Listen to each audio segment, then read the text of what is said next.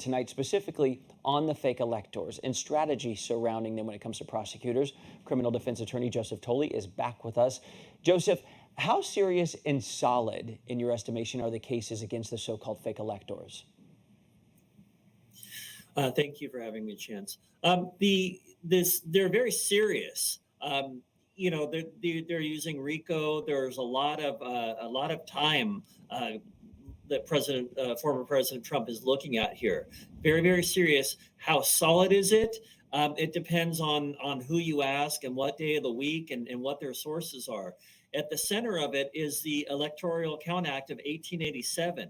But if you go back through the histories I've been doing to prepare for this, it's very shaky ground to say that. So very serious charges, but the legal basis is really up for grabs. Interesting. You had to go back to the 1800s for that. Okay. Now, this morning I was listening to the radio and some legal experts were predicting the electors here. They'll argue this was a novel legal theory. I was told this is fine. We can try it. All novel approaches are novel until they're tried. Could that work? In terms of the prosecution, it certainly can. And I think that we've seen, and I've seen, throughout my career in criminal defense, prosecutors can get away with novel theories, and it will work in front of juries.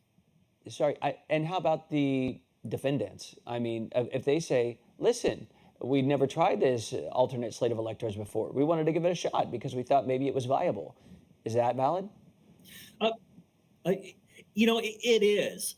So as I'm looking up the Electoral Count Act, I'm reading right here in Wikipedia, the law has been criticized since it was enacted, with early commentators describing it as very confused, almost intelligible. Modern commentators calling it it invites misinterpretation, and that its central provisions seem contradictory. So there's a built-in defense right there for Trump and all the defendants facing this.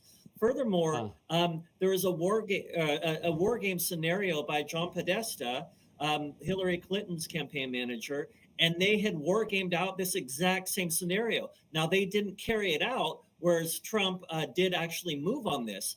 But earlier today, I was listening to Alan Dershowitz, who is a lifelong Democrat, but yet defended Trump. And he was saying that he did the same thing when he was hired by Al Gore, that they were pushing this theory. So it's really all over the map in terms of how this is going to turn out. Interesting. Okay. That Wikipedia, I did not expect that reference. That might have been written by the criminal defense team. So who knows? So we'll take it with a kernel. But even if these electors, let's say, flip, are they very valuable, Joseph? Because they're relatively low-level people. They signed a piece of paper. Do they hold the legal skeleton key here that a prosecutor would be looking for? I don't think so. I think they were pawns. And I think that they were people that went along with this. Probably some, even in the indictments, they're alleged to have been lied to. So, or misled in order to do what they did. So they really can't really flip and provide a lot of valuable information. I don't think. I think they're low-level actors who were just carrying out what they were told to do. Interesting. I mean, you're a criminal defense attorney, and of course, whoopsie-daisy is not a very successful defense strategy, so they've got to come up with something if they're going to defend themselves and not flip. Strategically, let me end by asking you this. Are these electors then more valuable to prosecutors as cooperators or as defendants? Because, I mean, theoretically, you could stand them up. There's this Dick Tracy squad, cast them as an evil team. This is, these are the bad guys. And you get more bang for your buck than actually getting cooperation. So, yeah, I think if you separate political versus legal, politically, if you convict everybody involved, then you could say, listen, Trump and his evil gang tried to overturn a valid election, and we convicted all of them. There's no truth to what they were saying.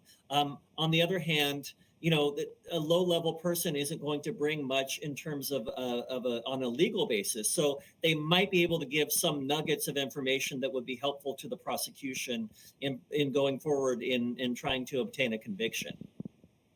Joseph Tully. Boy, it is always complicated. Thank you so much. Appreciate that. It is. Yeah, thank you.